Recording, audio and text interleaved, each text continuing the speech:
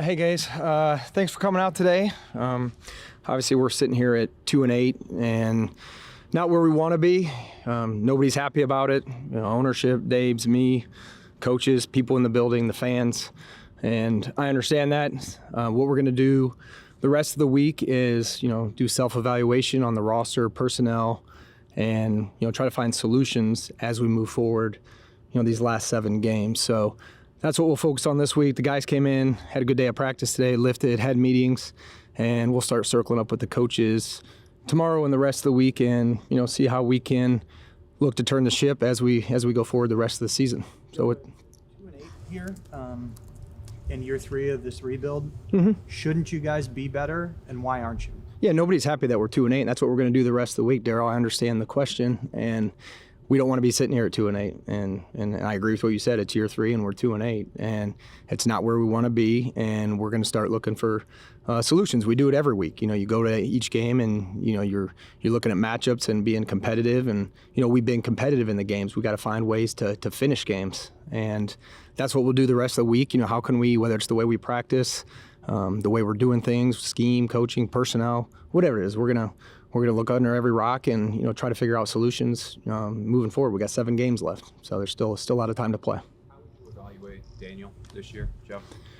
Yeah, in general, it's not just, I understand the question, and you want to pull him out, but it's everybody. Everybody's got a hand in this. Again, I know being the quarterback and offense coordinator, head coach, a lot of people like to point to those guys in general. Daniel's played some good games, and there's some games where maybe like to have some throws back or do things differently. But in general, it's not one individual or one situation that keeps occurring, unfortunately. So whether it's defense is on the field at the end of the game and we've got a chance to close it out, or offense has the ball in a couple different games and we could go down and score and close the game out. So again, we're going to look at solutions, and we're going to evaluate everything, like Dave said yesterday, and that's what we'll do moving forward here. How would you evaluate Brian right now? Brian Daboll. Yeah, again, we're 2-8. So again, we're going to look at solutions. He's coming in every day. He's working hard. The team is staying together. We had a really good practice today on a bye week, which is the first time we've done that in his 3 years here. And again, he's done a really good job of the guys are competing, keeping the locker room together. And again, we're in these games. We're in these games. We just got to find a way to finish it. That's 1-5 in 1-score games. So we got to find a way to get over the hump and make plays at critical times of the game, whether it's red zone, third down, or getting off the field on defense, or tackling on punt coverage and not allowing a punt return for a touchdown. Again, there's a lot of things that we can look at and we need to improve on, and that's what we're going to do the rest of the week. Put this team together. It's your roster. Mm-hmm. When you look at it from what you thought you were going into the season to now, do you look down at this personnel and say, this team is not good enough, I didn't put a good enough, I didn't give the coaches enough? No, I don't think so. I don't think so, Paul. So why, if the players aren't good enough, then it's got to be the coaching. So No, I don't think it's not players. It's not one individual. That'd be an easy fix if we could say, hey, it's this. Like, everybody's got their hand in this, Paul. Myself included. It starts with me, and we have a really good rookie class. That's playing well. We have the youngest defense in the league. We're 17th in defense, and we're 23rd in offense. We're middle of the pack. So there's not a large margin for error when you go into some of these games, and it's 4 to 5 plays a game that make the difference. And that's what we got to figure out, how to make the plays in critical moments to get over the hump. And I saw a stat last week. I think it was, through week 9 of the NFL season. I don't have the updated week 10, but the most 1-score games in the history of the NFL. I mean, that's what it is. It's close games, there's parity, and we're 1-5 in those close games. And we're going to look for solutions and find ways to make plays in critical parts of the game where we can get over the hump when it matters the most. And we're not far off. So what do you think that stat doesn't say that much about the team then? Because if everybody's competitive, every game's competitive. I mean, if you look at it from a bigger picture, you guys are like 5th in point differential, the biggest point differential. So I'm like, being competitive is, I would say red zone. Higher, right? I would say red zone is important, and we're last in the league in red zone. Okay, so we're moving the ball, we're getting down there, and we get in critical situations, and we're 32nd in red zone. We got to find a way to put the ball in the end zone, and that's a big part of it. That's a big part of it. Why do you mean you guys are last in the league in scoring? Why do you think you haven't been able to score? Yeah, that's what we're going to look at this week. I mean, we do it every week. We look at it every week, and again, whether it's execution, it's scheme, it's personnel, whatever it is, we have to figure it out. And we believe we have the players in the building to do it, and it's execution. And it's not one individual each week. It's some games, maybe we have penalties, or there's a drop, or we fumble, or it's just everybody's got a hand in it, and we just got to figure out how to come out and play a clean game with complementary football, and we've done that. We've won. We won. Joe, how much of a role will Daniel's contract and the injury guarantee play into how much he plays for the rest of the season? Yeah, we're going to evaluate everything the rest of the week, and the decisions we make will be football decisions. So that won't be involved in the analysis here. It will be a football decision. And any decisions we make moving forward as we evaluate the roster and what we're doing for the final 7 games will be football decisions. Joe, how do you see Daniel specifically, his long-term future with the franchise? We have 7 games left in this season, and that's what we're focused on. I'm focused on 2024 and how we can get better these final 7 games. And again, we have 19 of 22 starters are under contract for next year. I believe it's 41 players on the 53. So there is a young nucleus of players here and some veterans that are going to be together, and we're in a position where we have some continuity. So, again, as this team grows together, it's important over these final 7 weeks that, a lot of these guys are going to be together again next year. And we're finally in a position where there will be some continuity year over year. And, it's important that we find ways to win games, specifically those ones I spoke about earlier when it's close. And that's part of changing the culture and expecting to win. You don't want it to be here we go again. And some of that's a mindset that we're still trying to develop. And we do have a young team. We have the youngest defense in the league. We have Theo, Tracy, Neighbor, some young guys on offense that they're playing major roles for us and contributing. And it's important for them to grow and learn how to win games as well. Did Drew or Tommy get any snaps with the first team today? Like, are you turning it into a competition with Daniel at this point? Yeah, it wasn't the typical practice, Pat. So no, it wasn't. There was no first team reps. There have been several players who were on this team that left in free agency and have had substantial success elsewhere. Do you want to reevaluate at all how you decide where the money's allocated in terms of in-house free agents, letting guys go, letting guys walk at all? Are you talking about me specifically? Yeah, meaning Giants players who went on elsewhere. I mean, you can go Julian, X, Saquon, anything like that. Yeah, I like Tyler Nubin.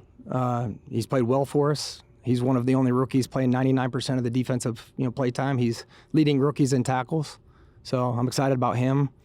Tyrone Tracy also leading rookies, in terms of rushing. So I'm excited about the young players that we have, and that's the build's tough. It hurts sometimes as you're going through it, but you got to go through it to get to the other side. And I like the young foundation that we've put in place. Whether it's Burns and Dex and Kayvon, and there's some pieces that are going to be in play. Neighbors, the rookies I talked about, Theo. There's some young pieces here in place in terms of the foundation that we're going to continue to build on. And another year of free agency and another draft, we're not far off. We're not far off. Do you think you got enough players for that young foundation in your first 2 drafts? You mentioned. Yeah, I would say I like the guys in our first 2 drafts. Again, it's where we were then and what we were trying to do by moving back, and we needed players. Like, there were 5 healthy offensive linemen on the roster at the time. So, there were players or situations you were in trying to fill out the roster, whether it was depth player with some of those guys or certain roles that they developed.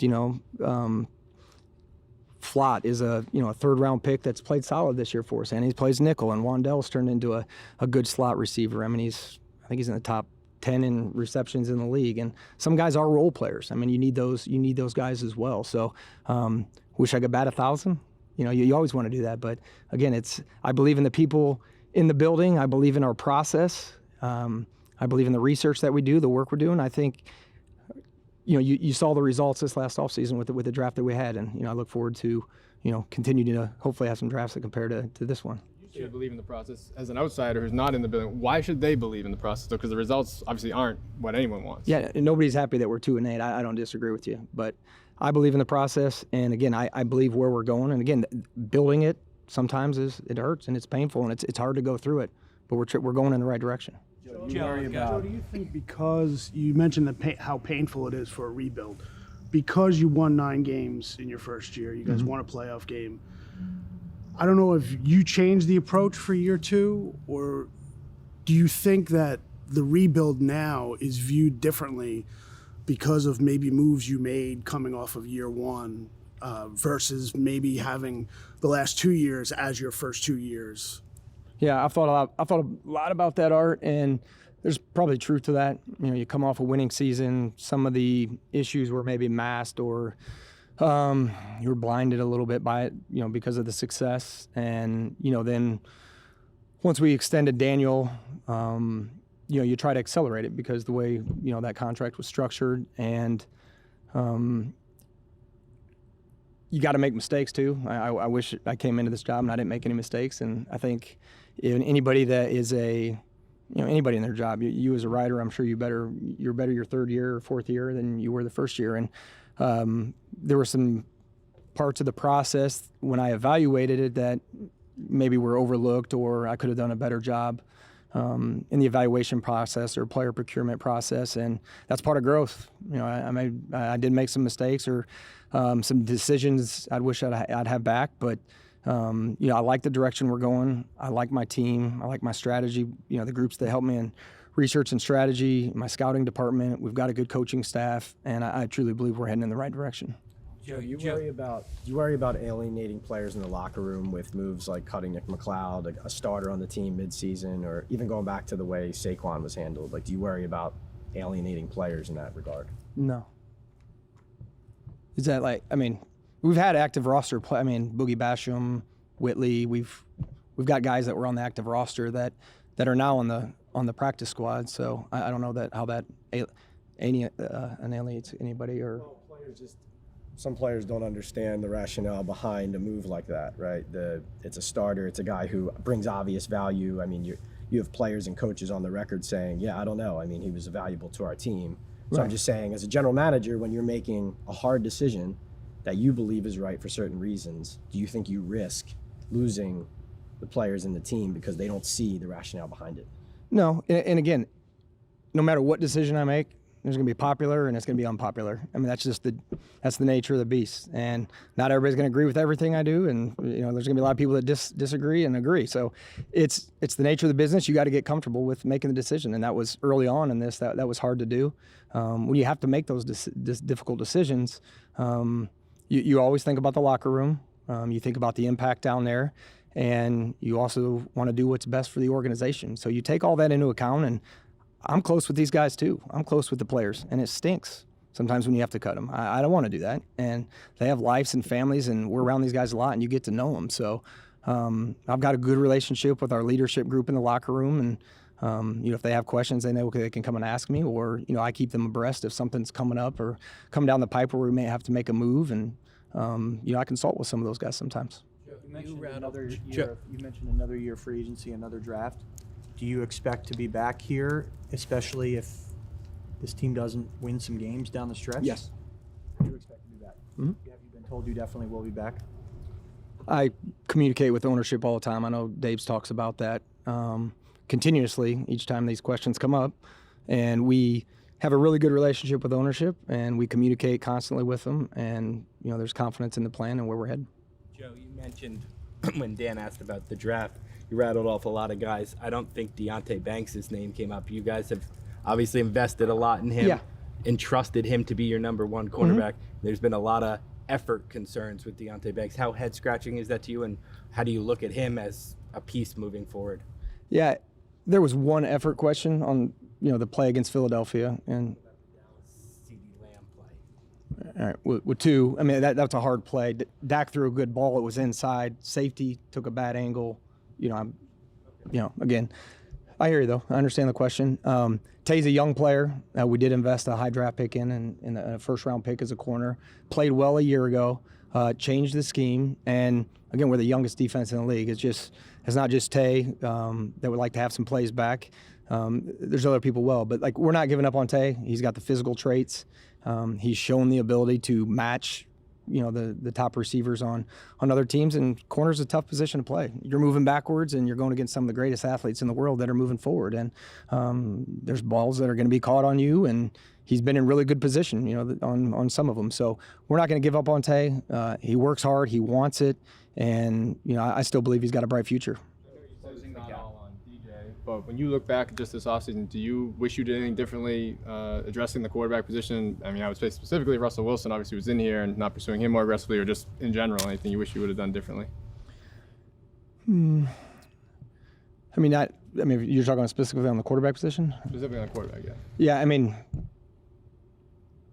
no. So where you're at with the quarterback, you think this is the best that could have been this season?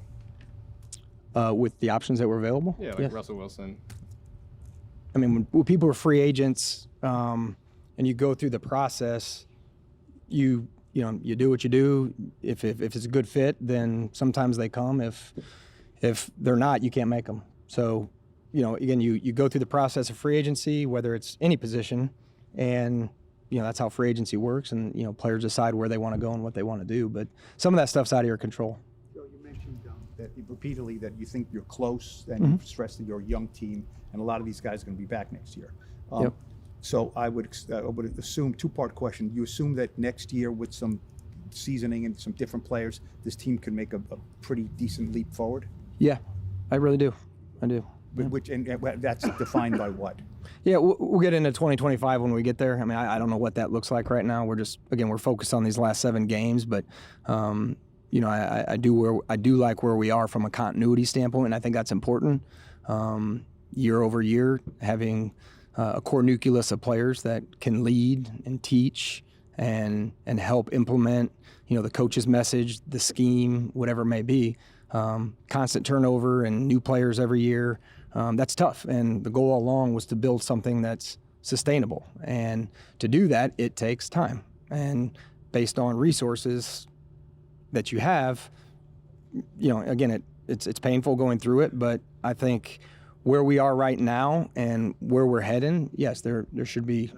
And I know you're not talking about 2025, but if that is all true about the nucleus and things like that, if you add in a new quarterback who might be a young quarterback, does that kind of change the timeline? Because now deal with a young quarterback. Now you need time to get him up to speed. I mean, I don't. Depends who the player. I mean, you can look around the league where that's happened based on where different timelines. I mean, it's hard to say. I mean, maybe look at Houston. They dropped the rookie quarterback into that roster, and he had success that rookie year. But I mean, there's a rookie at that position is there's going to be growing pains, and with any position, these kids are young, and we were talking about it today with some of the injury report, and it's 10 games in for these college kids. A lot of times that's it. We still got 7 games. We got a long way to go. So talking to those guys about being pros and how long the season is, and taking advantage of the off season. So to answer your question, yeah, I mean you got 4 or 5 offensive linemen coming back. You got Malik Neighbors, Wandale Robinson, Hyatt. There's 2 UFAs on offense, Greg Van Roten, at right guard, and Slayton, and then Pinnock on defense from a starter standpoint. So yeah, again, when AT was healthy, and the starting 5, I believe they played just over 400 snaps together. I mean, that made a difference. I thought they did a really good job when everybody was healthy. So yeah, I mean, with any quarterback, you want to be able to give them time and have weapons, and add in Theo to that, and Tracy and Singletary. So yeah, if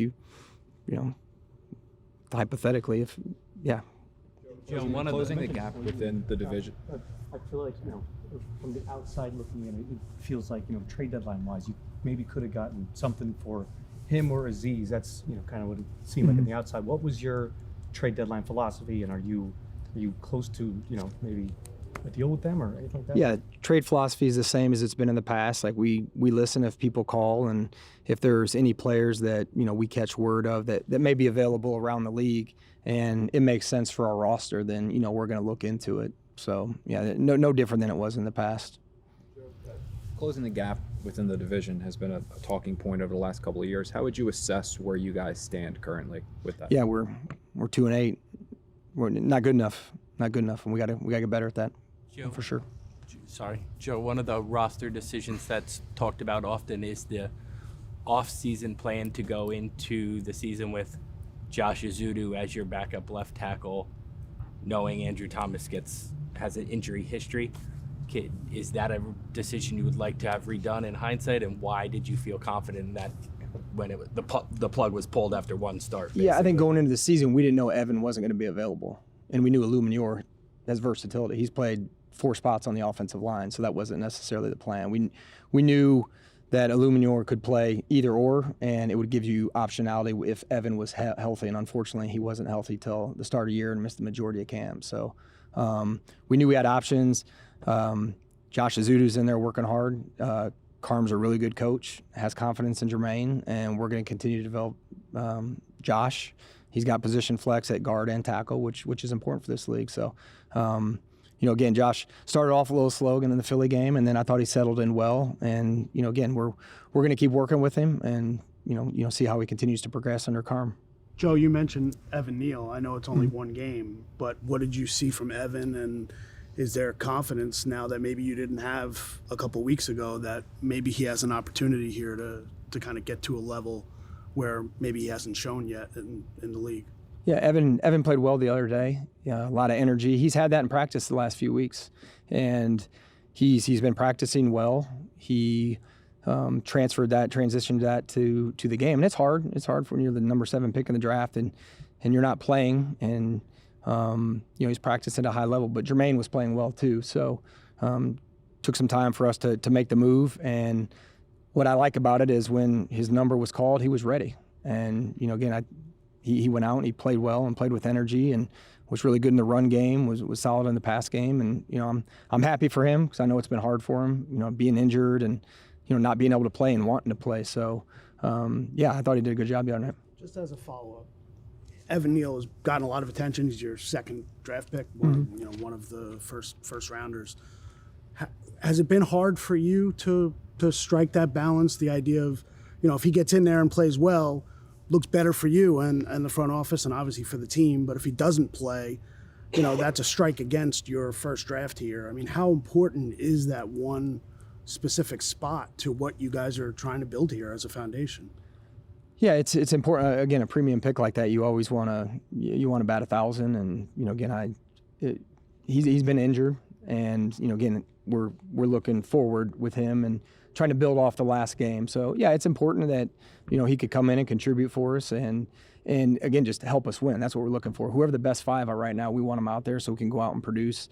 And again, I'm rooting for Evan. He's done everything the right way since he's been back on the grass, and it paid off the other night. And he played well. You mentioned mistakes that you made after that first season. What specifically are you referring to? What would you do differently? I'm not going to get into specifics on mistakes, but my perceived, nobody's going to be harder on the decision-making process or on me than me, and that's what keeps you up at night. Like you're always evaluating your decision-making, what went right in the process, what went wrong.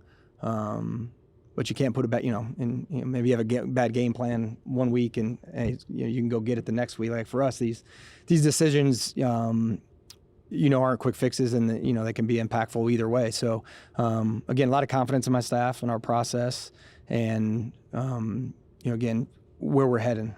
Joe, the biggest decision of that offseason was extending Daniel. So, I mean, you're referring to that? That's what I'm getting at. 'Cause that's what people are going to say on the outside. That's what seemed like the biggest. This past offseason? No, when he got the extension. I mean, we also extended AT. We extended Dex. Stakes, though, right? No, again, and we'll see how it plays out. But yeah, again, you take the information you have, and there's a lot of good people in the building, a lot of smart people that know football. And you take the information you have and you add in analytics, the person, the structure that they're within, and can they be successful in our program with what we have, and what's our plan, how to utilize not just Daniel, but whatever individual it is, and what's the plan for success. And you let it play out. Joe, just to clarify on the quarterback position with Daniel on the decision, will the quarterback that you start coming out of the bye, will the decision be based on what gives you the best chance to win that day's game? Is that what the football decision means? Yeah, we're going to evaluate it the rest of the week, and the decisions we make will be football decisions. Like, I mean, is it intended to give your team the best chance to win? Is that whatever? That's what we're here to do. Yeah, I mean, we're going to do the best football decision for us to win games. Joe, I think you keep saying, Joe, that How would you evaluate Daniel this season? Yeah, again, we're going to go back through all that. We're 2-8, so again, everybody needs to, including myself, look in the mirror and how can we do things better. And again, that's what we're going to continue to do. I understand, you guys want to ask about Daniel, and it's the quarterback position. I mean, that's what comes with the territory, specifically in this market. And again, it's not all on one person. It's not all on one person. you keep saying you're not far off. People are going to look at this and say the team is 2-8. You were able to finish 4-3 last year without even your starting quarterback, and they're going to say this team looks like it's worse in year 3 than it was in year 2. So how can you say you're not far off? Yeah, the results have not been what we wanted to be. I don't want to be sitting up here at 2-8. Like that's not what we want, and nobody's happy about it. And I understand that, but I do see progress, and we're better in different areas. And again, we're going to evaluate all that stuff this week, but we're better in a lot of areas. We just got to figure out how to finish games. And again, we're in the games. We're not getting blown out in those games. We're 1-5 in close games, and that's the league. We have to develop the mentality that we're going to win and close out those games. And that's what we're going to look to do these last seven games of the season.